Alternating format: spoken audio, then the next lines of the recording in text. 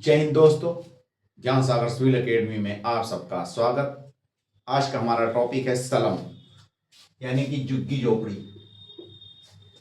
या घेटाइजेशन भी कह सकते हैं। ये one of the most important topic है और अर्बनाइजेशन में ही ये आएगा।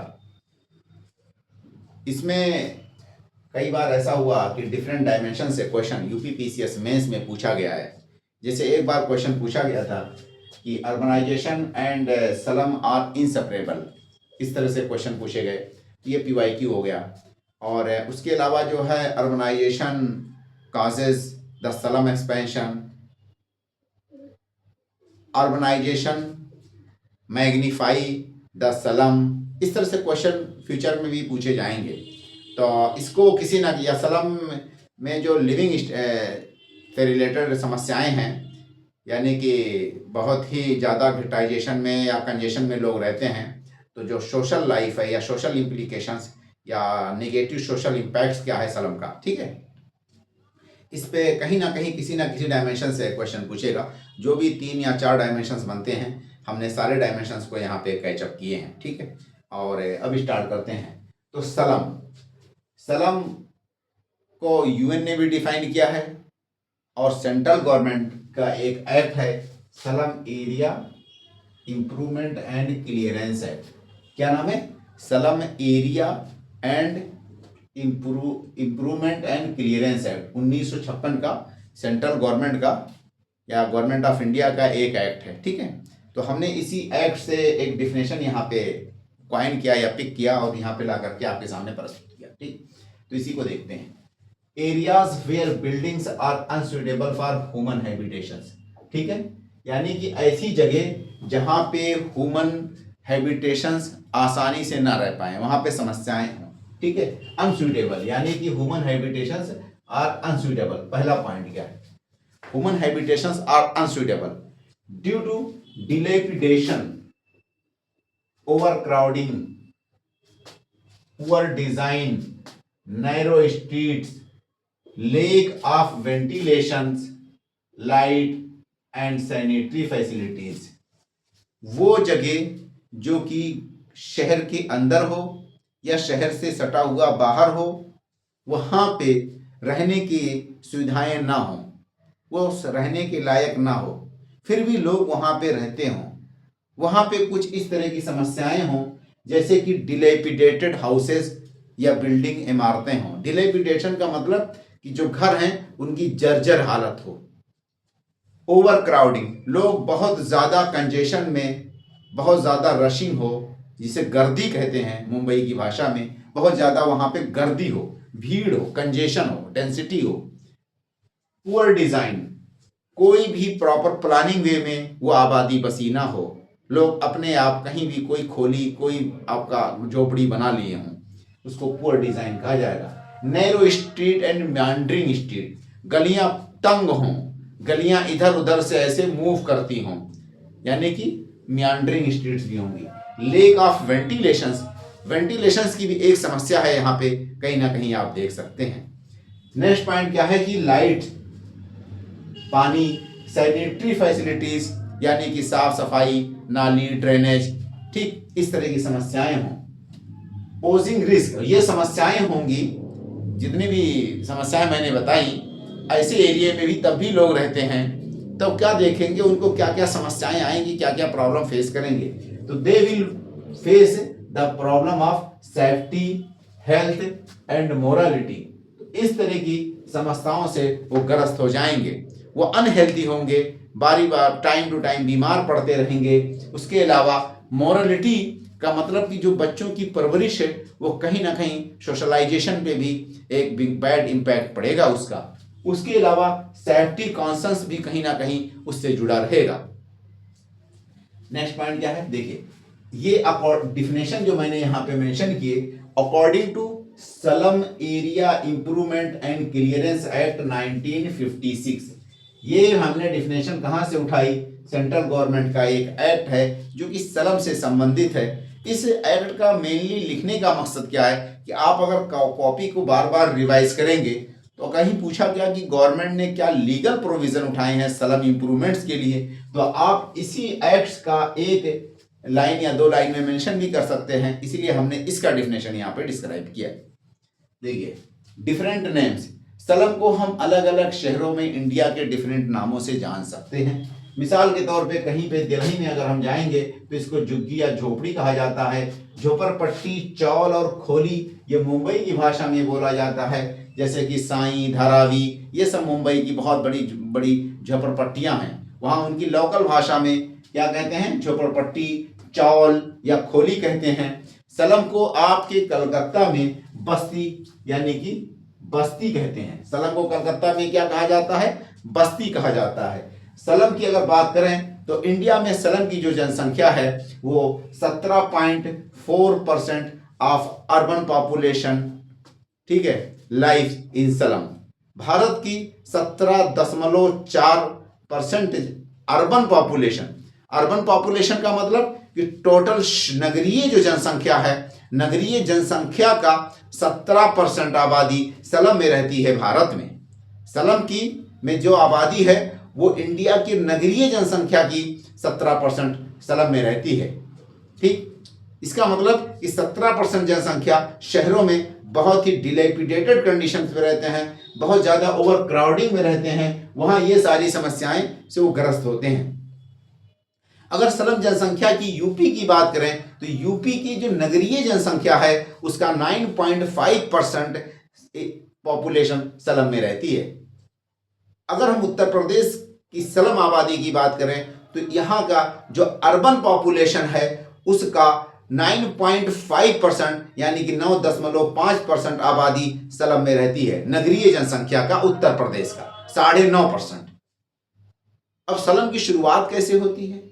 स्लम की ये शुरुआत 1930 यानी कि जो ग्लोबल लेवल पे डिप्रेशन आया था उस वहाँ से स्टार्ट होती है, और टाइम टू टाइम बीच बीच में ये वर्ल्ड वार आता रहा तो एक तरह से ग्लोबल डिप्रेशन भी छाता रहा इकोनॉमी पे। तो जो वेस्टर्न कंट्रीज हैं मेनली, वहाँ पे ये देखा गया कि जो इंडस्ट्रीज हैं उनको तो अपने कॉस्ट सेविंग करने के लिए लोगों की जो तनख्वाह या वेजेस हैं कम कर दिए उन्होंने लेबर की, जिसके कारण लोग कहीं ना कहीं इंडस्ट्री या जो वर्किंग स्पेस है, ये वर्किंग साइट है, उसी के आसपास में रहने के लिए बाध्य हो गए। और उतनी पैसे नहीं होते थे, उतनी उनकी वेज या तनख्वाह सैलरी नहीं दी जाती, जिसके कारण वहीं आसपास में घेटाइजेशन की तरह रहना शुरू कर दिए। जो भी स्पेस उनको मिल गया, ताकि जो फॉर्मल वे में लाइफ है या अर्बन एरियाज की जो हाउसिंग है, हाउस का रेंट हुआ या उसका किराया है बहुत महंगा हो जाने के कारण वो वहाँ पे सस्टेन नहीं कर सकते थे, तो वहीं इंडस्ट्री के आसपास में रहना शुरू हो गए। बाद के दिनों में जैसे इंडस्ट्रियल एक्सपेंशन हुआ 1940-50 में, जो थर्ड वर्ल्ड कंट्रीज हैं वो इंडिपेंडेंस, ब्रिटिश गवर्नमेंट से, साम्राज्य से इंडिपेंडेंस हासिल की, तो उसके बाद इंडस्ट्रियल एक्सपेंशन हुआ।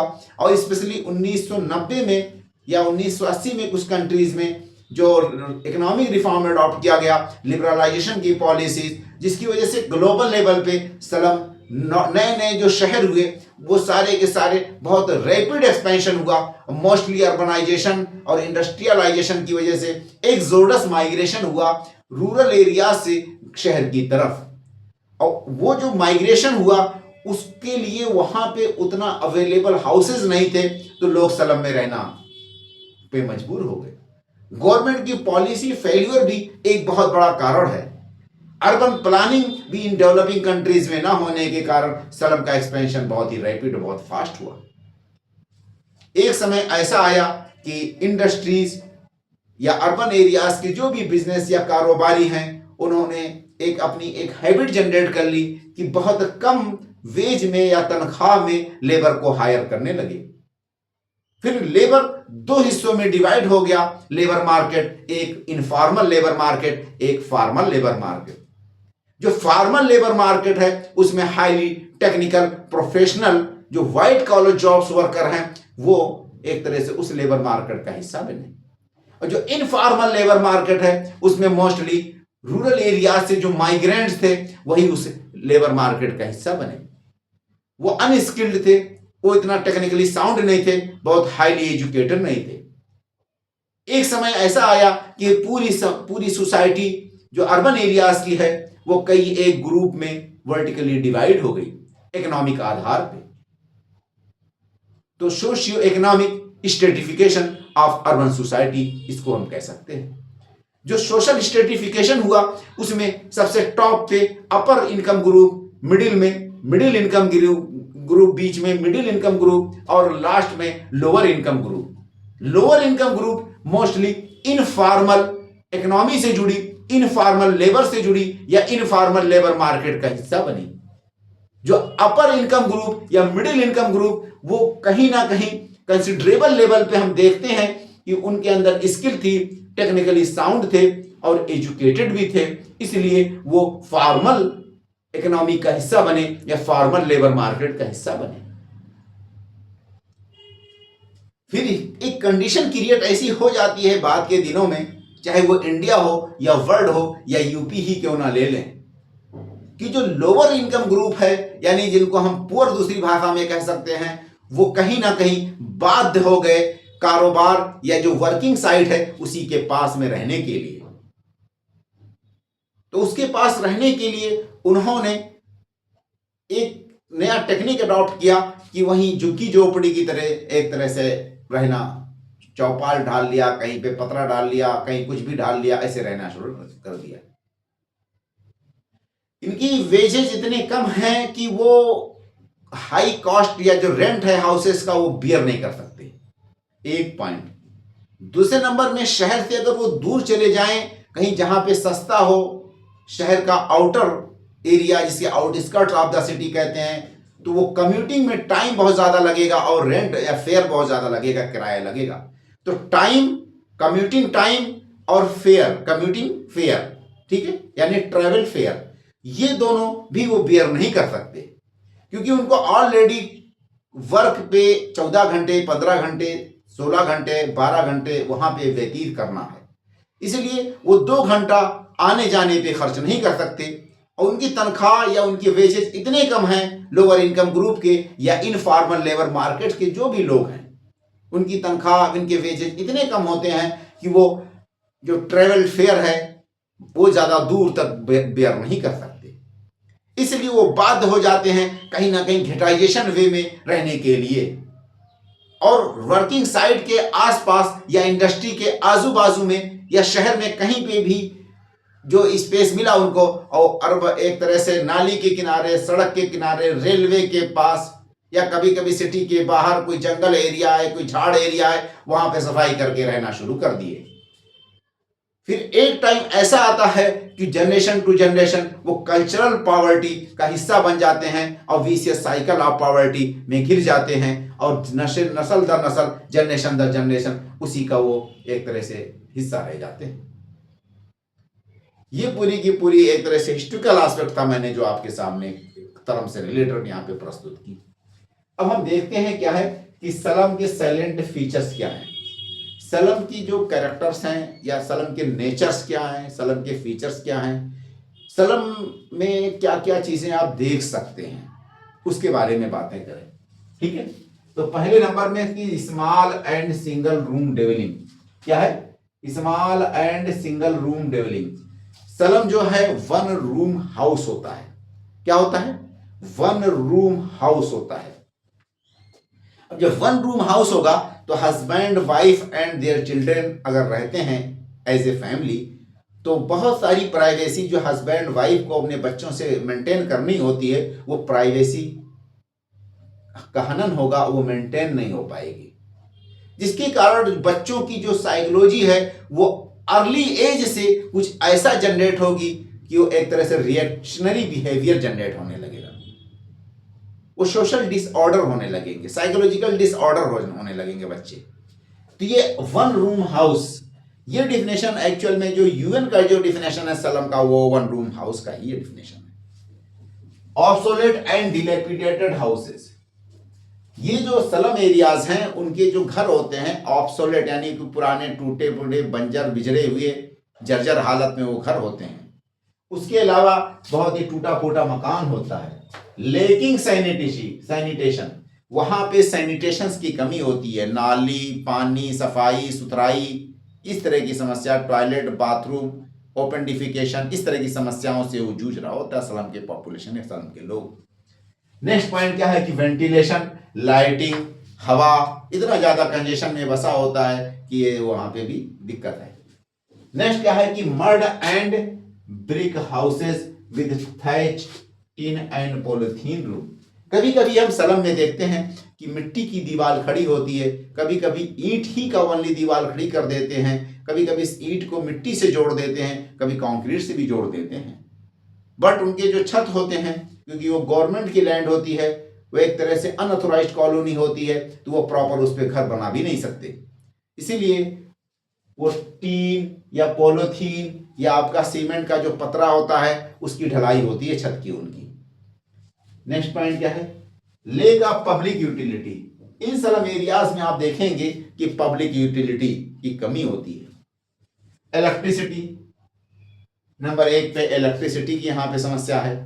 नेक्स्ट पॉइंट क्या है कि पाइप्ड वाटर, पीने की जो पानी है, खाने के बनाने के लिए पानी, वो साफ सुथरा नहीं मिलता। सीवेज एंड गार्बेज रिमूवल, ठीक है, सीवेज की समस्या, नाला नाली हमेशा फटा टूटा रहता है, पानी जमा रहता है, ठीक है, कीड़े मकोड़े मच्छर बहुत सारे पनपते रहते हैं। Very narrow and irregular street, वहाँ की गलियाँ बहुत ही तंग होती हैं, और जब गली तंग होगी, मोबिलिटी आसानी से नहीं होगी, तो वहाँ पे क्राइम के ऑप्शंस बन जाएंगे।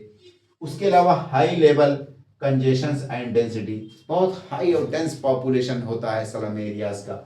उसके अलावा low socio economic status, low socio economic status का मतलब कि low level of literacy of slum developers, इनकी जो लिटरेसी है वो भी बहुत लो लेवल पे होती है। नेक्स्ट पॉइंट क्या है कि इनहैबिटेंट्स, जो स्लम एरियाज में लोग रहते हैं वो मोस्टली लो इनकम ग्रुप के लोग होते हैं, इनफॉर्मल इकोनॉमी या इनफॉर्मल जो लेबर मार्केट है उसका हिस्सा होते हैं, जिसके कारण वो जैसे रिक्शा पुलर, ठीक है, तो इनका इनकम का साधन भी बहुत कम होता है। रिक्शा पुलर, वेल्डर, ठीक है, cobbler, domestic servant and construction worker, इस तरह के लोग स्लम में रहते हैं, and construction worker. Problems of drug addiction, drug addiction की समस्याओं से जूझ रहे होते हैं। कभी उनको जॉब्स नहीं मिलता या उनका इनकम का साधन बहुत कम होता है, तो वो साइकोलॉजिकली या मोरली डिसऑर्डर हो जाते हैं, डिप्रेशन में अपनी लाइफ को व्यतीत करते हैं, जिसके कारण वो कुछ ऐसे बैड हैबिट अडॉप्ट कर लेते हैं, जैसे कि ड्रग एडिक्शन, अल्कोहलिज्म, क्राइम और पत्ते खेलना, है ना, गैम्बलिंग, इस तरह की चीज़ें अपनी वक्ती टाइमली जो है माइंड के सेटिस्फेक्शंस के लिए कुछ ऐसे बैड एक्शन या एक्टिविटीज़ उनके अंदर आ जाती हैं। नेक्स्ट पॉइंट क्या है, डिजीज। स्लम में इतना कंजेशन में रहते हैं कि लोग वहाँ पे मलेरिया, जॉन्डिस, टीबी जो है ये बहुत ज़्यादा मोस्ट पॉपुलर डिजीज़ है स्लम में पूरे इंडिया में, ठीक है। एड्स वगैरह जैसे आर रैम्पेंट, बहुत ज़्यादा हाई लेवल पे इस तरह के डिजीजेस से वो प्रभावित होते हैं या वहाँ पे पाया जा सकता है स्लम एरियाज में जो लोग रहते हैं। Limited space lead to social tension, इतना ज़्यादा कंजेशन में रहते हैं कि आपस में एक दूसरे से फाइट करते रहते हैं, वायलेंस होता है, ठीक है। उसके अलावा डोमेस्टिक वायलेंस, यानी कि घर भी छोटा होता है तो घर के अंदर भी लड़ाई और पड़ोसी से भी लड़ाई, ठीक, ये समस्याएं आप स्लम में देख सकते हैं। इनिशियली अनऑथोराइज्ड, स्टार्टिंग के टाइम पे ये अनऑथोराइज्ड होते हैं, ठीक है, इनिशियली अनऑथोराइज्ड, फिर बाद में कभी कभार मे बी अथोराइज्ड, इसलिए मैंने मे वर्ड यूज कर दिया। मे बी अथोराइज्ड का मतलब गवर्नमेंट की जो है पॉलिटिकल विल के ऊपर डिपेंड करता है कि अगर वो वोटर हैं या वोट बैंक हैं, तो कभी कभी गवर्नमेंट क्या करती है, उनको अथोराइज्ड कॉलोनी में एक तरह से घोषित कर देती है, और जो भी सिविक कम्युनिटीज़ हैं, सुविधाएं हैं, वो उनको प्रोवाइड की जाने लगती हैं। जिस तरह से शीला दीक्षित जी की जो गवर्नमेंट आई थी, उसने दिल्ली के बहुत सारे स्लम एरियाज़ को अथोराइज्ड घोषित कर दिया था, जिसके कारण जो बेसिक कम्युनिटीज़ है, जैसे कि लाइट है, पानी है, नाली है, सैनिटेशंस है और ड्रेनेज सिस्टम है, उसके कंस्ट्रक्शन के लिए गवर्नमेंट का फंड आने लगा, सड़कें बनाई गई, ठीक है। तो ये शीला जी का बहुत ही ज़्यादा योगदान था इस मामले में कि बहुत भारी मात्रा में उन्होंने ऐसे स्लम एरियाज को अथोराइज्ड कर दिया था, और हर गवर्नमेंट की रिस्पॉन्सिबिलिटी है कि टाइम उनको अथोराइज्ड किया जाए, और जो भी सिविक कम्युनिटीज़ हैं उनको प्रॉपर मिलनी चाहिए। ठीक है, ये स्लम के सैलेंट फीचर्स हो गए इंडिया के कॉन्टेक्स्ट में। Causes for slum growth, slum growth के कॉजेस क्या है? देखिए, अगर हम इंडिया की बात करते हैं तो इंडिया में स्लम ग्रोथ का कॉज मेनली क्या है? अर्बनाइजेशन है। और अर्बनाइजेशन में जो है रूरल टू अर्बन माइग्रेशन है। ठीक है, अर्बनाइजेशन का मतलब कि जो अर्बन एरिया से फैलता है तो उसमें बहुत सारे लोग बाहर से माइग्रेशन करके अर्बन एरिया में आ जाते हैं, इसलिए अर्बनाइजेशन होता है। तो जो बाहर से लोग आए उनको आप समझिए कि रूरल टू अर्बन माइग्रेशन। तो rural and to urban migration की वजह से के कारण अर्बनाइजेशन होता है इंडिया में। जबकि डेवलप्ड कंट्रीज में या वेस्टर्न कंट्रीज में अर्बनाइजेशन का कारण इंडस्ट्रियलाइजेशन है। मतलब कि इंडस्ट्रियलाइजेशन होगा तो लेबर आकर के वहाँ रहना शुरू करेंगे, कारोबारी या जॉब्स होल्डर्स वहाँ रहने लगेंगे, जिसकी वजह से अर्बन एरिया एक्सपेंड करेगा या अर्बन एक्सपेंशन होगा। तो वहाँ का अर्बनाइजेशन दूसरे नेचर का है, हमारे यहाँ का अर्बनाइजेशन दूसरे नेचर का है।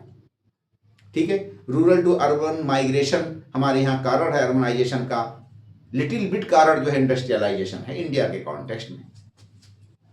तो नंबर एक पे। नंबर दूसरे पे क्या है? कभी कभी हम क्या देखते हैं कि जो पुराना शहर होता है उस एरिया में इतनी ज़्यादा कंजेशन, इतनी ज़्यादा सिटी हो जाती, डेंसिटी हो जाती है, ओवर क्राउडेड हो जाता है, या आपका जो है ओवर क्राउडेड बहुत ज़्यादा डेंस पॉपुलेशन होता है जो पुराना सिटी का पुराना हिस्सा, पुराना पोर्शन होता है।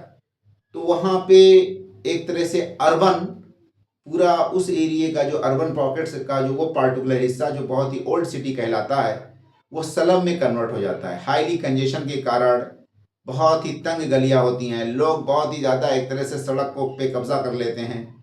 तो वहाँ पे भी मेन अर्बन एरिया में यानी सेंटर में भी जो पुराना साइट है, ओल्ड साइट है सिटी का, वहाँ पे भी स्लम डेवलप हो जाता है। कभी कभी स्लम आपका कोई इंडस्ट्रियल है, कोई कारोबार है, कोई या वर्किंग साइट है, उसके पास में जो वर्कर माइग्रेंट्स आए वो आकर के वहाँ पे झुग्गी झोपड़ी की तरह घर बना करके रहने लगते हैं। तो एक तो दो हो गया ऑप्शन हमारे पास स्लम के।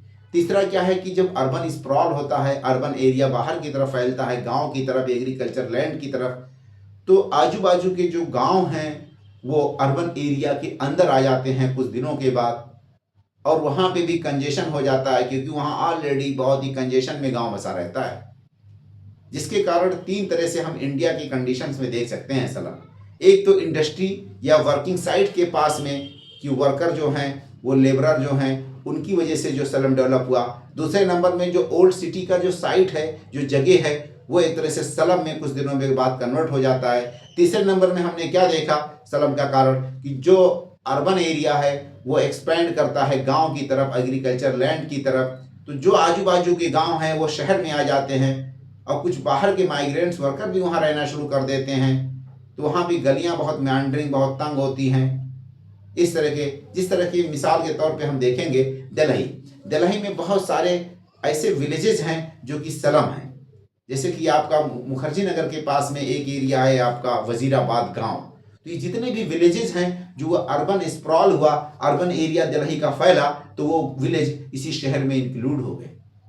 ऐसे जगतपुर और जो भी ये आपका दिल्ली में विलेजेस हैं सारे, आपने देखा होगा, वो सारे विलेजेस बाद के दिनों में क्या है स्लम में कन्वर्ट हो जाते हैं।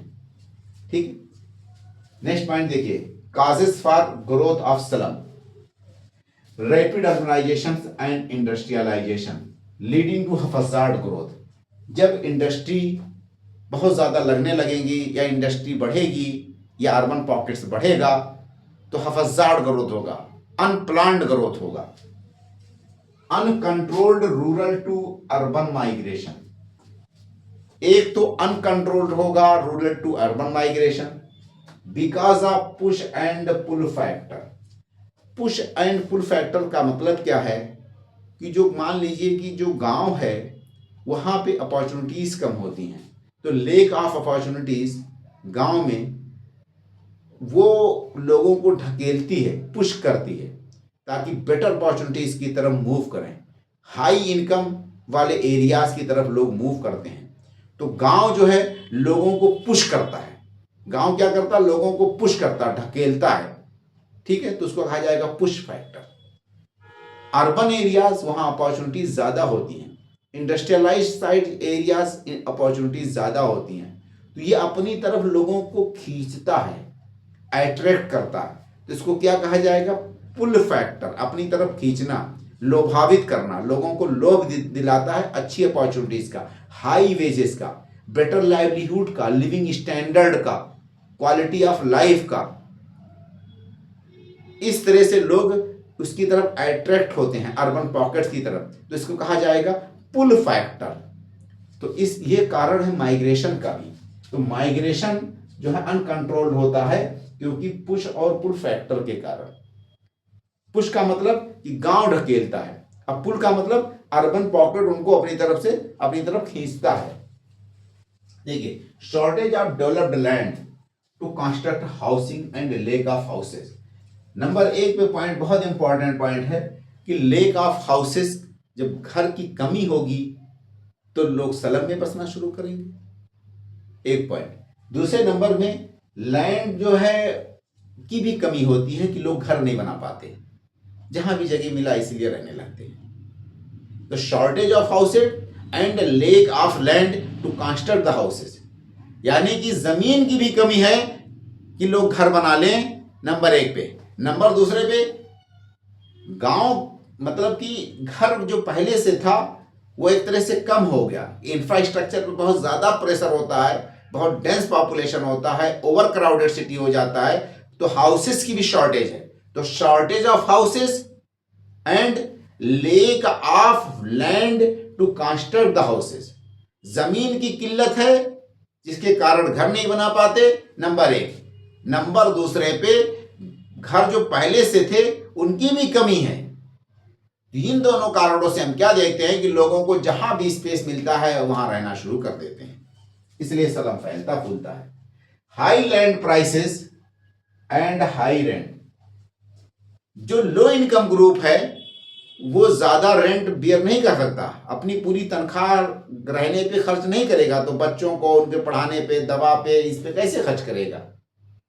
तो इसीलिए लैंड प्राइसेस भी बहुत ज़्यादा शहरों में हाई होते हैं, इसीलिए जो रियल इस्टेट है वो बहुत कॉस्टली पड़ता है कि लोग घर नहीं खरीद पाते, या रेंट बहुत ज़्यादा हाई होता है जिसकी वजह से लोग मजबूर होते हैं स्लम में रहने के लिए, खासकर लो इनकम ग्रुप के। नेक्स्ट पॉइंट है आपका beyond the reach of poor people. ठीक है, तो high land prices and high rent beyond the reach of poor people. Next point क्या है कि poor labour can not afford distant transportation cost. जो गरीब लेबरर होते हैं वो दूर से अपनी कम्यूटिंग का काम नहीं कर सकते, ट्रैवल नहीं कर सकते दूर दूर से किसी वर्किंग साइट के लिए, क्योंकि एक तो टाइम बहुत ज़्यादा कंज्यूम होगा, 1-1 घंटा आने में, 1 घंटा जाने में। दूसरे नंबर में उनका जो ट्रैवल का जो कॉस्ट है, फेयर है, वो भी बेयर नहीं कर सकते क्योंकि वो लो इनकम ग्रुप के होते हैं।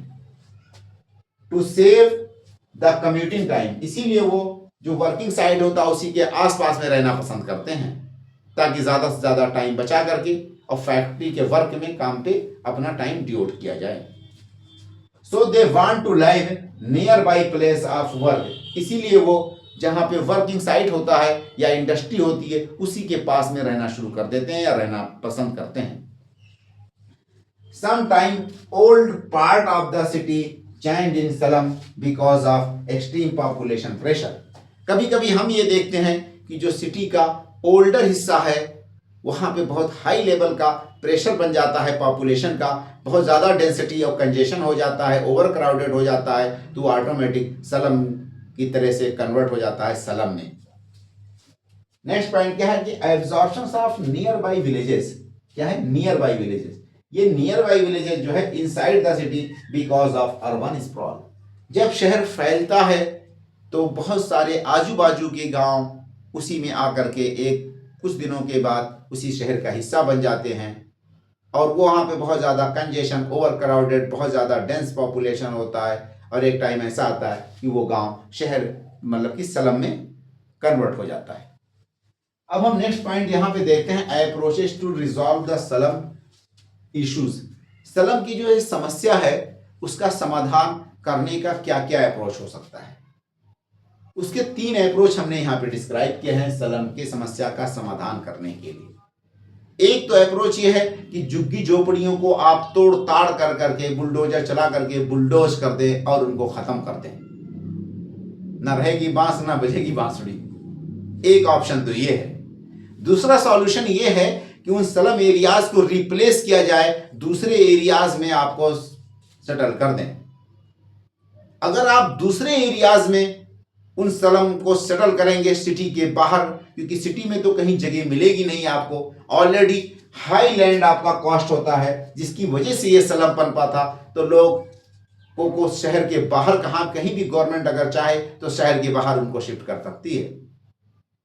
तो जब शहर के बाहर शिफ्ट करेगी तो वहां पे उनके लिए दो तरह की समस्या खड़ी होगी। एक तो कम्यूटिंग में, यानी कि कम्यूटिंग कॉस्ट यानी ट्रैवल कॉस्ट, और दूसरा ट्रैवल में टाइम।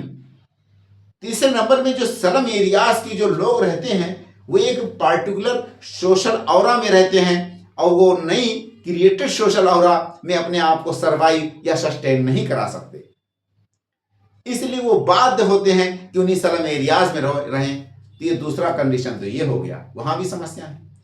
तीसरा कंडीशन क्या है, तीसरा अप्रोच क्या है स्लम एरियाज के लिए, कि आप इंडिजिनस स्लम को डेवलप किया जाए। इंडिजिनस स्लम डेवलपमेंट का मतलब कि जो स्लम का साइट है उसी में बेहतर से बेहतर अपॉर्चुनिटीज, अम्यूनिटीज, सुविधाएं मुहैया कराई जाएं म्युनिसिपैलिटीज के द्वारा या लोकल गवर्नमेंट के द्वारा।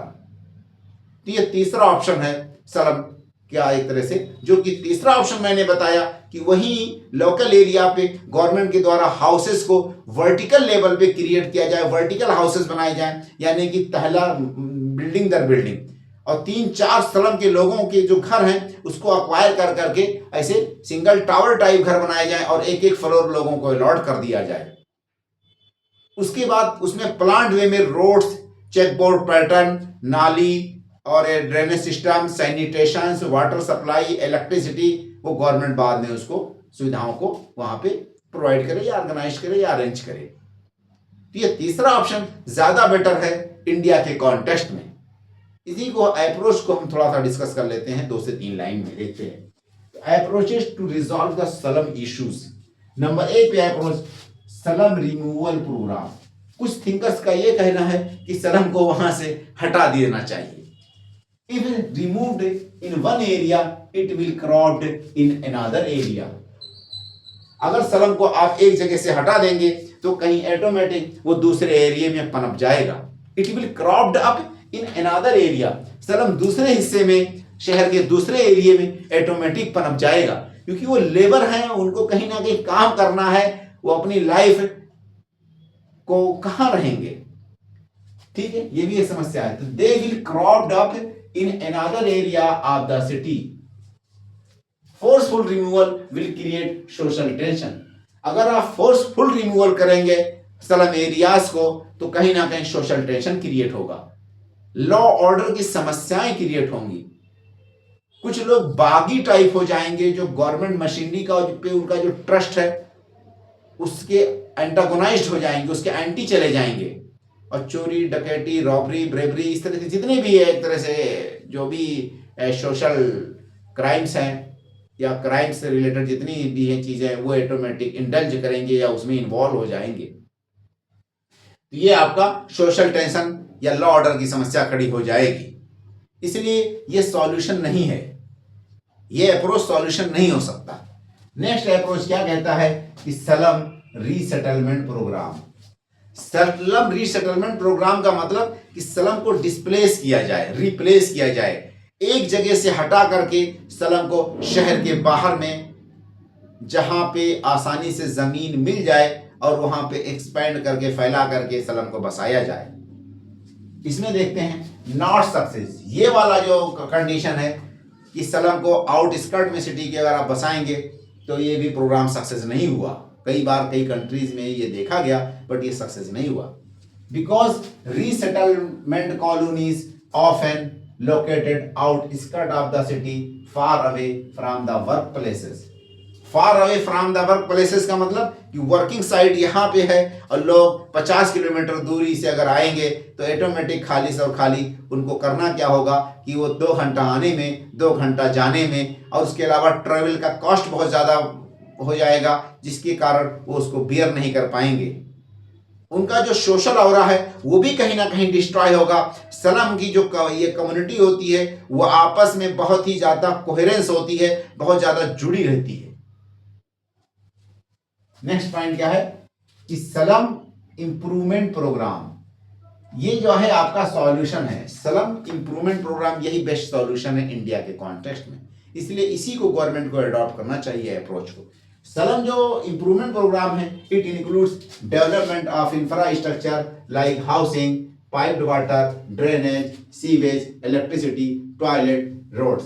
तो स्लम इंप्रूवमेंट प्रोग्राम पे ही गवर्नमेंट का कार्य चल रहा है, चाहे वो इंडियन गवर्नमेंट का प्रधानमंत्री आवास योजना अर्बन वाला जो सेक्शन है उसके अंतर्गत स्लम को डेवलप किया जा रहा है। स्लम एरियाज से पहले लोगों को खत्म किया जाता है, उसके बाद वहां पे जमीन को अक्वायर करके प्राइवेट एजेंसीज को दिया जाता है और कुछ पैसे लोगों से भी लिए जाते हैं जो स्लम के इनहेबिटेंट्स होते हैं, और गवर्नमेंट फिर उनको हाउसेज वर्टिकल लेवल पे 3 फ्लोर 4 फ्लोर बना देती है और उनको अलॉट करती है। ठीक है, तो ये इम्प्रूवमेंट एक तरह से गवर्नमेंट के द्वारा यही पॉलिसी अडॉप्ट किया गया है। फिर बाद में वहाँ पे जो भी बेसिक इम्यूनिटीज या सुविधाएं हैं सिविक बॉडी की वो सारी वहाँ प्रोवाइड की जाती हैं। देखिए मेजर्स, स्लम की समस्याओं का समाधान क्या हो सकता है। एक तो आपका जो सोर्स रीजन है जहाँ से माइग्रेंट्स आ रहे हैं यानी विलेजेस, वहाँ पे आप कुछ उनके रहने खाने का बेटर अपॉर्चुनिटीज का इंतजाम करेंगे, नंबर 1 पॉइंट। दूसरा एरिया इज डेस्टिनेशन, यानी कि जहाँ पे आ चुके शहर में उनके लिए जो भी समस्याएं हैं उसका आप प्रॉपरली रिजोल्यूशन करेंगे या उसको सॉल्व करेंगे। तो पहले नंबर में सोर्स एरिया यानी विलेज में कुछ प्रॉपर इंतजाम अगर हो जाएगा, मैनेजमेंट हो या प्रबंध किया जाए तो वो ऑटोमेटिक माइग्रेशन रुक जाएगा। तो टू चेक द माइग्रेशन, पहले नंबर पे क्या है, माइग्रेशन को रोका जाए गांव से। तो उसके लिए गवर्नमेंट्स को कुछ पार्टिकुलर स्टेप उठाने होंगे या गवर्नमेंट्स के कुछ अप्रोच हैं उसको फॉलो करना होगा। जैसे कि एपीजे अब्दुल कलाम साहब ने एक अप्रोच दिया था पूरा का, providing urban amenities in rural area. इस कॉन्सेप्ट को पहले नंबर पे अप्लाई होना चाहिए। अगर वो सारे अर्बन एम्यूनिटीज गांव में आप मुहैया करा देंगे, अर्बन सुविधाएं गांव में मिलने लगेंगी, तो लोग माइग्रेशन ही क्यों करेंगे। इसका मतलब कि गांव लेवल पे ही लोगों को सक्षम बनाया जाए ताकि माइग्रेशन को रोका जाए। सेंट्रल गवर्नमेंट ने इस आधार पे एक स्कीम भी चलाई थी, उसका नाम था Shyama Prasad Mukherjee rurban mission. Rurban का मतलब कि rural plus urban, rurban mission. तो Shyama Prasad rurban mission central government ने इसी के उपलक्ष्य में चलाई थी, जो कि अब इसका फंडिंग रुक गया या ये बहुत ज्यादा सक्रिय मिशन नहीं है पिछले कुछ सालों से। ठीक है, नेक्स्ट पॉइंट क्या है कि आपका एमजी नरेगा बहुत ही ज़्यादा सक्सेसफुल स्कीम है और इस तरह की और भी स्कीमें गांव के लेवल में चलाई जानी चाहिए ताकि माइग्रेशन को रोका जा सके और चेक किया जा सके। नरेगा जब स्टार्ट किया गया था, इंट्रोड्यूस किया गया था 2005 में, मतलब ये एक्ट है 2006 से ये फुल्ली इम्प्लीमेंट हो गया था इंडिया लेवल पे। तो उस टाइम ये देखा गया कि जब कोई लेबरर या कोई ट्रेन जाती थी लेबर की ईस्ट यूपी या बिहार से पंजाब के लिए, तो पंजाब के जितने बड़े बड़े किसान हैं या इंडस्ट्रियलिस्ट या साहूकार, वो अपनी गाड़ियां लेकर के रेलवे स्टेशन के बाहर खड़े रहते थे और उनको रिसीव करते थे और बहुत ही ज़्यादा एक तरह से मोस्ट वेलकम होता था उनका। और उनको क्योंकि लेबर की इतनी शॉर्टेज हो गई थी पंजाब में या इंडस्ट्रियल एरियाज में, तो वहाँ पे लोग आकर के 1-1 घंटे 5-5 घंटा उन ट्रेनों का वेट करते थे। जब ये नरेगा इंट्रोड्यूस किया गया था 2006 में, इस तरह की कंडीशन आप पंजाब में या इस तरह के एरियाज में देख सकते हैं। एमजी नरेगा रूरल एरियाज में इंडस्ट्रीज को प्रमोट किया जाए जिसकी वजह से माइग्रेशन पे काबू पाया जाएगा। नेक्स्ट पॉइंट क्या है कि देखिए अब हम डेस्टिनेशन के पॉइंट ऑफ व्यू से यानी कि अर्बन एरियाज के हिसाब से बात करते हैं कि अर्बन एरियाज में क्या क्या बेटर किया जा सकता है। देखिए पीएम आवास योजना ये स्कीम बहुत ही ज़्यादा सक्सेस है और अर्बन एरियाज में इसका जो अर्बन कंपोनेंट है स्लम एरियाज को ख़त्म करने के लिए ये बहुत ज़्यादा सक्रिय है, बहुत ज़्यादा हद तक सक्सेस स्कीम भी है। नेक्स्ट पॉइंट क्या है, अमृत यानी कि Atal mission for rejuvenation and urban transformation mission. इसके अंतर्गत जो कुछ पार्टिकुलर 500 की कितने जो अर्बन पॉकेट्स, अर्बन सेंटर्स हैं इंडिया के या सिटीज़ हैं, उनको टारगेट किया गया। वहाँ पे जो बेसिक सुविधाएं हैं, इंफ्रास्ट्रक्चर वगैरह, जैसे कि ड्रिंकिंग वाटर हो गया, सैनिटेशन हो गया, रोड हो गया, कंजेशन की समस्या, लाइटिंग है, पानी जो भी है, इसके लिए यहाँ पे फंड दिया जाता है। सेंट्रल गवर्नमेंट का स्कीम है जो कि सेंट्रली स्पॉन्सर्ड स्कीम के अंतर्गत आता है। नेक्स्ट पॉइंट आपका national urban housing and habitat policy 2007। Central government ने एक पॉलिसी लॉन्च की थी जो कि अर्बन एरिया में हाउसिंग से रिलेटेड है, अर्बन एरिया में हैबिटेट से संबंधित है। तो अर्बन एरिया में अगर हैबिटेट या हाउसिंग से संबंधित है, ऑटोमेटिक स्लम एरिया उसमें इंक्लूड है। तो ये प्रॉपर्ली समझिए स्लम एरिया को के कंसिडरेशन में या उसी को सामने रखते हुए एक पॉलिसी सेंट्रल गवर्नमेंट के द्वारा लाई गई थी। उसका नाम था national urban housing and habitat policy 2007।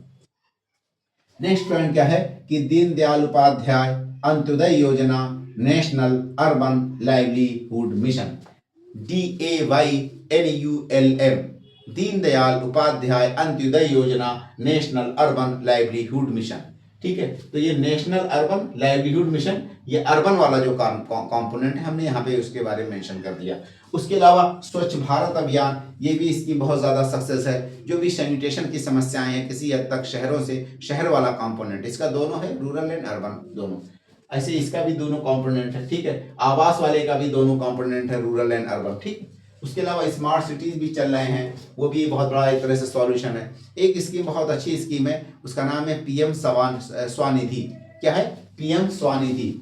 PM Svanidhi का मतलब क्या होता है? स्ट्रीट वेंडर, ठीक है, निधि करके, street vendor Atmanirbhar Nidhi.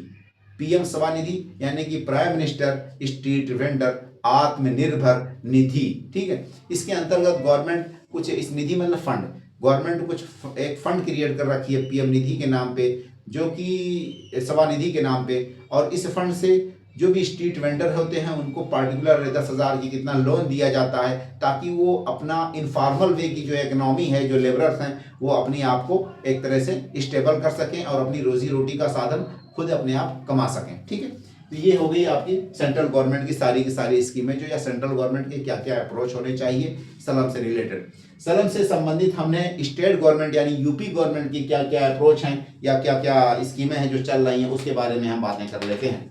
UP की अगर हम बात करते हैं तो यहाँ पे एक इंपॉर्टेंट पॉइंट क्या है, देखिए, यूपी इंस्टीट्यूट सलम रीडेवलपमेंट पॉलिसी 2021।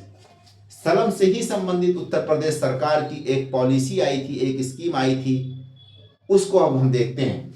वो 2021 में आई थी, सलम रीडेवलपमेंट। सलम रीडेवलपमेंट का मतलब कि सलम जो है इन का मतलब उसी जगह पे जहां पे सलम पहले से फैला हुआ है, उसी एरिया को डेवलप किया जाएगा। ये नहीं कि ये वाला जो है कि सलम को डिमोलिश कर दिया जाए या सलम को रिप्लेस किया जाएगा, ये नहीं। सलम अपनी जगह पे ही उसको अच्छे से डेवलप किया जाएगा, ताकि लोगों के रहने की समस्या, लोगों की जो बीमारी है, उन सबको का सॉल्यूशन हो सके। तो यहाँ पे मैंने मेंशन किया यूपी इंस्टीट्यूट सलम रीडेवलपमेंट पॉलिसी 2021, ये यूपी गवर्नमेंट की है, इसलिए मैंने यहाँ पे यूपी मेंशन कर दी। अब आपसे अगर ये क्वेश्चन पूछा गया कि सलम की समस्याओं के समाधान के लिए उत्तर प्रदेश गवर्नमेंट ने क्या एक तरह से इनिशिएटिव उठाई या क्या स्कीम या क्या पॉलिसीज लॉन्च की हैं, ये पॉलिसीज हम मेंशन करेंगे। इसके हम देखते हैं क्या है। Slum means an area defined in section 3 of UP slum areas improvement and settlement act 1962। ठीक है, इसमें जो सलम एरिया किसको डिस्क्राइब किया गया है, माना गया है इस वाली पॉलिसी 2021 के अंतर्गत उन एरियाज को सलम माना गया है इस पॉलिसी में, जो 1962 का यूपी गवर्नमेंट का एक एक्ट था या यूपी स्टेट का एक एक्ट है, उसका नाम है UP slum areas improvement and settlement act 1962। ये यूपी गवर्नमेंट का सलम इंप्रूवमेंट एक्ट है। ऐसे सेंट्रल गवर्नमेंट का मैंने यहाँ पे मेंशन किया था slum area improvement and clearance act 1956 है। Slum area improvement and clearance act 1956 ये सेंट्रल गवर्नमेंट का है। इसी के पैरेलल, इसी की तरह स्टेट गवर्नमेंट का भी अपना एक्ट है, उसका नाम है UP slum areas improvement and settlement act 1962। इस एक्ट के मुताबिक सेक्शन 3 में डिफाइन किया गया है सलम को, और उसी के लिए ये डेवलपमेंट का कार्य किया जाएगा 2021 वाली पॉलिसी के मुताबिक। प्लस 2021 वाली पॉलिसी ने ऐसे पॉकेट्स, अर्बन पॉकेट्स को भी इंक्लूड किया सलम में, जो इस क्राइटेरिया में पूरा तो उतरता ही उतरता हो, प्लस वहां पे 300 से ज्यादा जनसंख्या रहती हो एट ए टाइम। ठीक है, such slum will be valid in which minimum of 300% are residing. कम से कम वहां पे 300 लोग रहते हो तो वहीं पे ये पॉलिसी इंप्लीमेंट होगी 2021 की। ठीक है, implementation of the policy bye SUDA. ये जो पॉलिसी 2021 वाली सलम रीडेवलपमेंट इंस्टीट्यूट रीडेवलपमेंट वाली पॉलिसी है 2021 वाली, इसको इंप्लीमेंट एजेंसी कौन होगी? सूडा होगी। और सूडा की फिर सहायक कौन होगी? डूडा होगी। जैसे हमने लास्ट क्लास में इसके बारे में बताया था कि जो है सूडा का मतलब state urban development agency. State urban development agency का तात्पर्य क्या है कि यूपी स्टेट गवर्नमेंट की एक अर्बन डेवलपमेंट एजेंसी है जो कि स्टेट लेवल पे बनाई गई है, और अर्बन एरियाज की बहुत सारी स्कीम, बहुत सारी पॉलिसीज को यही सूडा ही इंप्लीमेंट करती है, यही फंड को सैंक्शन करती है, यही ऑब्जर्वेटरी है, यही वॉचिंग या वॉच डॉग है। और इसकी सहायक एजेंसी, सब एजेंसियां एक तरह से डिस्ट्रिक्ट लेवल पे बनाई गई हैं, उनको डूडा कहते हैं, यानी कि डिस्ट्रिक्ट अर्बन डेवलपमेंट एजेंसी। जो डूडा है वो हर डिस्ट्रिक्ट में बनाया गया, उसका जो हेड या chairperson, ex officio chairperson DM साहब होते हैं, यानी कि डिस्ट्रिक्ट मजिस्ट्रेट। तो ये सूडा ही इस पॉलिसी को इम्प्लीमेंट करेगी। उसके अलावा एक स्कीम भी यूपी गवर्नमेंट ने सलम से रिलेटेड लॉन्च की थी 2023 या आसपास 22 या 23 में। उसका नाम था मुख्यमंत्री नगरीय अल्प विकसित एवं मलिन बस्ती योजना। मुख्यमंत्री नगरीय अल्प विकसित एवं मलिन बस्ती योजना। ये दोनों स्कीमें या पॉलिसीज और स्कीम यूपी गवर्नमेंट के द्वारा लॉन्च की गई थी। तो अगर यूपी गवर्नमेंट से रिलेटेड क्या क्या प्रावधान है सलम की समस्याओं के समाधान के लिए, तो यहाँ पे मैंने 3 पॉइंट मेंशन की जिसको आप डिस्क्राइब कर सकते हैं। नंबर 1 पे हमने एक्ट मेंशन किया, वो है UP slum areas improvement and settlement act 1962, number 1। Number 2 पे हमने एक पॉलिसी मेंशन की सलम एरियाज के डेवलपमेंट करने के लिए यूपी गवर्नमेंट की, वो है आपका UP in situ slum redevelopment policy 2021। Next point हमने सलम से रिलेटेड एक यूपी गवर्नमेंट की स्कीम में मेंशन कर दी है, वो है मुख्यमंत्री नगरीय अल्प विकसित एवं मलिन बस्ती योजना। अब देखिए ये हमारा एंड हो गया। अब हम स्टार्ट करते हैं नया टॉपिक्स जो कि सलम से रिलेटेड है और यूपी पीसीएस में क्वेश्चन पूछा गया, तो वो इस तरह से हो जाएगा, पीवाईक्यू में आ जाएगा। ठीक है, तो मैंने यहाँ पे मेंशन किया अर्बनाइजेशन एंड सलम्स आर इनसेपरेबल। ये एक तरह से क्रिटिकली एनालिसिस करना होता है या इस तरह की कुछ क्वेश्चन पूछता है, या क्वेश्चन ये भी पूछा जा सकता है कि सलम अर्बनाइजेशन से मैग्नीफाई द सलम्स। ठीक है, urbanization causes to outcrop the slum, या अर्बनाइजेशन ही कारण है सलम के पैदा होने का। इस तरह से कुछ क्वेश्चन पूछता है। तो कुछ क्वेश्चन जरूर इस तरह से एनालिटिकल वे में पूछेगा, कुछ तो स्ट्रेट फॉरवर्ड पूछ लेगा, कुछ एनालिटिकल पूछेगा। अगर इस तरह के क्वेश्चन पूछता है तो आपको क्या क्या पॉइंट डालना है उसको मैंने यहाँ पे डिस्क्राइब किया है। देखिए सलम, पहले नंबर पे मैंने आपके सामने प्रस्तुत किया है सलम को। मैंने यहाँ पे खाली फ्रेम बनाया है, मैंने इसका पूरा आंसर नहीं लिखा नंबर 1 पे, क्योंकि बहुत ज़्यादा बल्क हो जाएगा, क्योंकि ये पॉइंट ऑलरेडी डिस्क्राइब किए जा चुके हैं और इन्हीं पॉइंट्स को आपको क्वाइन करके इन्हीं इन्फॉर्मेशन को कहीं ना कहीं कोरिलेट करके लिखना है। हम खाली यहाँ पे पॉलिसी लेवल पे या अप्रोच लेवल पे या कारण के आधार पर डिस्क्राइब करेंगे या डिस्कस करेंगे। नंबर 1 पे मैंने देखिए यहाँ पे सलम लिखा, दूसरे नंबर पे आपके सामने अर्बनाइजेशन। अर्बनाइजेशन का कारण क्या है आपका? Engine of economic growth. Urbanization क्या है हमारे लिए? अर्बनाइजेशन एक तरह से इंजन ऑफ इकोनॉमिक ग्रोथ या पावर हाउस है किसका? इकोनॉमिक ग्रोथ का या इकोनॉमिक का। ठीक है, next point driven by rural and urban migration. Urbanization का कारण क्या है? ये रूरल अर्बन माइग्रेशन के कारण ही अर्बनाइजेशन होता है। नेक्स्ट पॉइंट क्या है कि इंडस्ट्रियल अपॉर्चुनिटीज। ये रूरल अर्बन माइग्रेशन होता क्या है? क्योंकि यहाँ पे इंडस्ट्रियल अपॉर्चुनिटीज, बिजनेस कॉमर्स की अपॉर्चुनिटीज होते हैं, लोगों को better livelihood, high wage payment, इस तरह के ऑप्शंस होते हैं, इसलिए ये माइग्रेशन होता है। तो एक तरह से इंडस्ट्रियल अपॉर्चुनिटीज मैंने एक वर्ड खाली मेंशन किया। नेक्स्ट पॉइंट क्या है कि देखिए अर्बनाइजेशन होगा तो इकोनॉमिक ग्रोथ इंजन है। जब ग्रोथ इंजन रहेगा तो लोग लालच में या काम के लिए या जॉब्स के लिए या बेटर लाइवलीहुड के लिए माइग्रेशन करेंगे। और जब माइग्रेशन करेंगे तो क्यों माइग्रेशन करेंगे? क्योंकि ये इंडस्ट्रियल अपॉर्चुनिटीज़ यहाँ बहुत सारी हैं। उसके बाद यहाँ पे हम क्या देखेंगे, फाइनली रिजल्ट क्या निकल करके आएगा हमारे सामने? अर्बनाइजेशन हो जाएगा, यानी अर्बन एरियाज बढ़ जाएगा या उसका एरिया बढ़ जाएगा या वहाँ पे जनसंख्या बढ़ जाएगी, तो उसी को हम कह सकते हैं अर्बनाइजेशन। या दूसरी भाषा में कहा जाए कि सेकेंडरी और टर्शरी इकोनॉमिक एक्टिविटीज ज़्यादा बढ़ने लगेंगी, सेकेंडरी से लोग टर्शरी की तरफ मूव करने लगेंगे। ठीक है, अब देखिए अर्बनाइजेशन अगर हो जाएगा तो फिर समस्याएं क्या होंगी? बहुत ज़्यादा ओवर क्राउडेड होगा, कंजेशन होगा। कंजेशन के कारण क्या देखेंगे कि लैंड पे प्रेशर बनेगा, लैंड एरिया पे प्रेशर बनेगा। जब लैंड एरिया पे प्रेशर बनेगा इसका मतलब कि लैंड बहुत ज़्यादा कॉस्टली हो जाएंगी। लैंड जब बहुत ज़्यादा कॉस्टली हो जाएंगी, क्योंकि उसी लैंड्स को ज़रूरत होगी इंडस्ट्री वाले को भी, वो चाहेगा कि अपनी इंडस्ट्री को एक्सपेंड करने के लिए। उसके अलावा जो लेबरर्स हैं, जो रेजिडेंट्स हैं, उनको हाउसेस की ज़रूरत होगी, तो वो लैंड एरिया बहुत पे सबसे ज़्यादा प्रेशर बनेगा। लैंड की शॉर्टेज होगी, ठीक है, अनप्लान्ड जो है लैंड मैनेजमेंट होगा। ठीक, हाउसिंग शॉर्टेज, दूसरे नंबर में हाउसिंग शॉर्टेज होगा और कॉस्टली हाउसेस होंगे।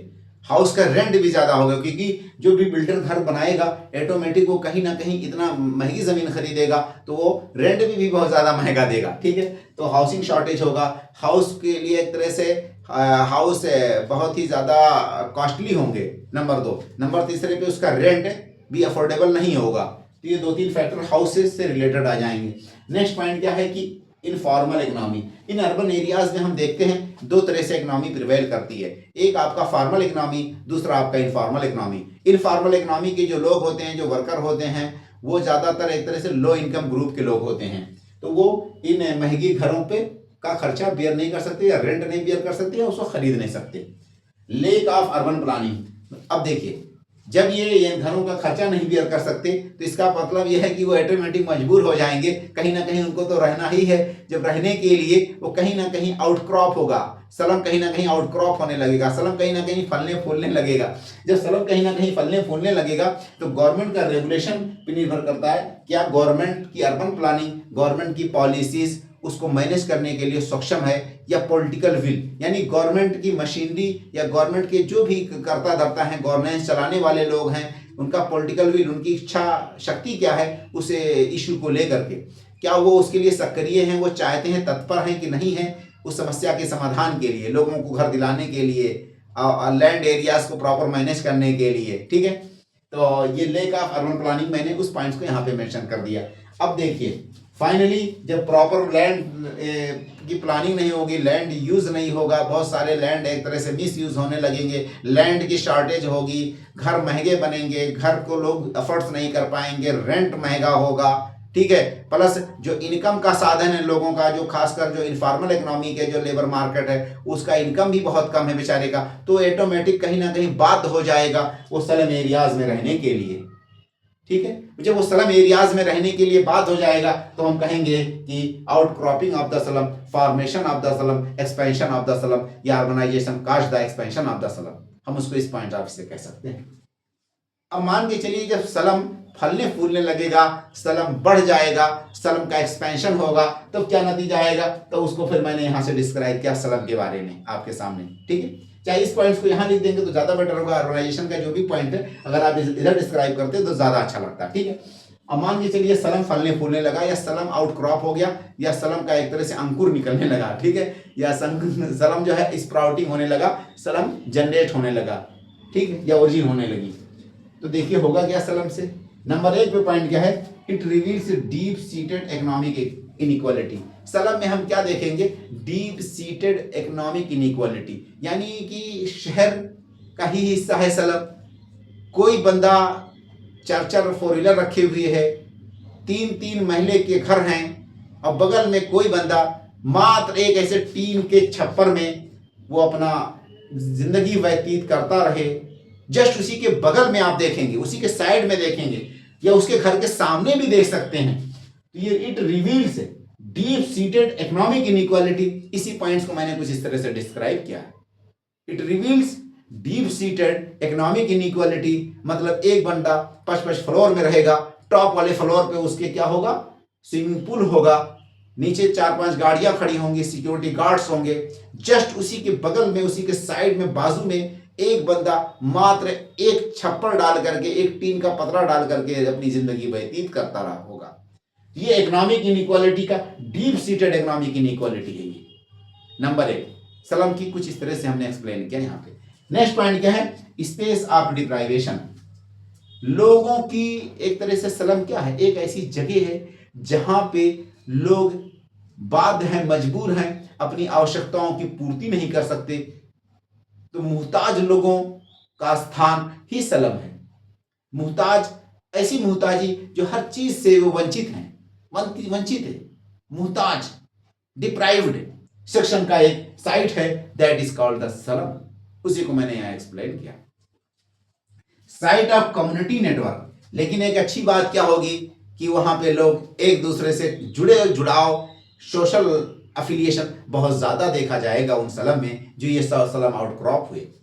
उसके अलावा mutual and cultural adaptation. Mutual aid and cultural adaptation का मतलब कि एक बंगला बोलने वाला, एक मद्रासी यानी कि तमिल बोलने वाला, दोनों एक साथ स्लम में रह करके आपस में ऐसा घुल मिल जाते हैं, इनके बच्चे तमिल बोलने लगते हैं, उनके बच्चे बंगाली बोलने लगते हैं। इस तरह की कंडीशंस आप इस स्लम में देख सकते हैं। Here economic inequality and deprivation express या कास्ड बाई, ये इकोनॉमिक इनइक्वालिटी या डिप्राइवेशन ऐसा क्यों होता है, या स्लम में ऐसे लोग क्यों रहते हैं? देखिए, क्लास स्ट्रेटिफिकेशन, क्योंकि इन अर्बन एरियाज में क्लास जो है कई एक ग्रुप में बढ़ जाता है इकोनॉमिक आधार पे। इकोनॉमिक आधार का मतलब क्या है कि कुछ लोग अपर इनकम ग्रुप के, कुछ मिडिल इनकम ग्रुप के, कुछ लोअर इनकम ग्रुप के, तो ये क्लास में सोसाइटी डिवाइड हो गई। जो लोअर इनकम ग्रुप के लोग हैं वो एफर्ट्स नहीं कर सकते, इसीलिए बाध्य होते हैं इन स्लम में रहने के लिए। दूसरे पॉइंट क्या है कि सोशल एक्सक्लूजन। सोशल एक्सक्लूजन का मतलब कि वो एक तरह से कहीं ना कहीं बॉयकॉटेड होते हैं, गवर्नमेंट की मशीनरी भी उनकी सुध नहीं लेती। नेक्स्ट पॉइंट क्या है आपका? Policy shortcoming. हमने यहाँ पे एक पॉइंट मेंशन किया था, lake of urban planning and policy shortcoming. तो पॉलिसी शॉर्टकमिंग का मतलब ये हुआ कि गवर्नमेंट कहीं ना कहीं सक्षम नहीं होती या पॉलिटिकल विल नहीं होता, जिसके कारण उनको अफोर्डेबल हाउसेस प्रोवाइड किए जाएं उनके अपनी इनकम के आधार पे। तो ये पॉलिसी शॉर्टकमिंग इसको कहा जाएगा। उसके अलावा गवर्नेंस चैलेंज, जब ये स्लम पे आउटक्रॉप हो जाएंगे या पैदा हो जाएंगे तो वहाँ बहुत सारी समस्याएं लॉ ऑर्डर से रिलेटेड आएंगी। एक तो आपका गवर्नमेंट अगर उसको डेवलप करना चाहेगा तो भी डेवलप नहीं कर सकती आसानी से। उसके अलावा वहाँ पे जो बेसिक कम्युनिटीज़ है वो भी गवर्नमेंट प्रोवाइड नहीं कर पा रही है। लॉ ऑर्डर, सोशल टेंशन, स्किर्मिशेस यानी कि आपस में झड़प जिसे कह सकते हैं, या आपस में क्लैशिंग, ठीक है, ये समस्याएं आप दे सकते हैं। तो गवर्नेंस चैलेंजेस एक प्रॉब्लम आएगी, ठीक है। तो ये आपका फिर क्या होगा? देखिए, ऐसा क्यों हुआ, ये स्लम पनपा क्यों? क्योंकि ये माइग्रेंट्स है, ज्यादातर स्लम में माइग्रेंट्स कंटिन्यू आते रहते हैं। उसके अलावा लो इनकम ग्रुप का ये साइड होता है, इनफॉर्मल वर्क होता है, लेक ऑफ अर्बन प्लानिंग, ये सारे फैक्टर्स की वजह से ये फैक्टर्स हुआ है। लो प्रोडक्टिविटी, इनफॉर्मल लेबर मार्केट, ये जितने लोग हैं आपके माइग्रेंट्स कह लीजिए या लो इनकम ग्रुप कह लीजिए या इनफॉर्मल वर्कर जो हैं, या आप जो है कह लीजिए कि अर्बन प्लानिंग ना हो पाने के कारण उनको रहना पे बाध्य हो जाते हैं, ऐसे सारे लोग कहीं ना कहीं लो प्रोडक्टिविटी इनफॉर्मल लेबर मार्केट का हिस्सा होते हैं। अब हम देखते हैं कि शहर में दो तरह की लेबर मार्केट एग्जिस्ट करती हैं। एक फॉर्मल लेबर मार्केट, ये हो गया आपका coexistence with high productivity industrial sector. तो informal labour market and formal labour market. Informal labour market का मतलब कि ये कहीं ना कहीं सपोर्टिंग एलिमेंट्स भी होते हैं आपके हाई प्रोडक्टिविटी इंडस्ट्रियल एरियाज का या इंडस्ट्रियल सेक्टर का, या ये लेबर मार्केट उस लेबर मार्केट का भी सपोर्टिंग एलिमेंट्स होता है। नेक्स्ट पॉइंट क्या है कि but sustain industrial sector and services. मैंने यहाँ पे बहुत इंपॉर्टेंट पॉइंट मैंने मेंशन किया है कि ये अलग बात है कि ये इनफॉर्मल लेबर मार्केट का हिस्सा है, बट ये सपोर्ट करते हैं, ये अपना पूरा योगदान देते हैं इंडस्ट्रियल सेक्टर को बूस्टअप करने में या सर्विस सेक्टर को बढ़ावा देने में या उसकी इकोनॉमी को ग्रो करने में इनका योगदान होता है।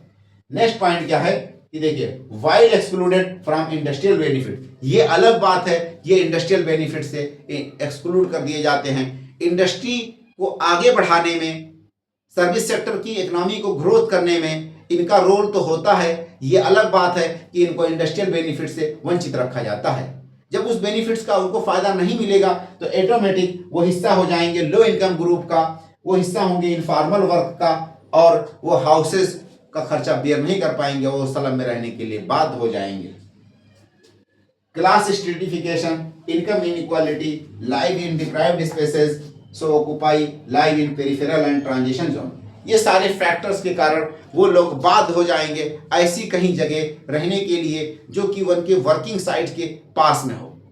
कभी कभी कुछ लेबरर, जैसे मान के चलिए कोई सिक्योरिटी गार्ड है, कोई प्लम्बर है, कोई आपका रिक्शा पुलर्स है, कोई ड्राइवर है, वो आपका स्लम का बंदा हो सकता है और वो सपोर्ट किसको कर रहा है, इंडस्ट्री का, तो जिसकी वजह से इंडस्ट्री चल रही है, बट इंडस्ट्री का बेनिफिट से वो वंचित है, मुहताज है, वो उसको उतना फायदा नहीं मिल पाता।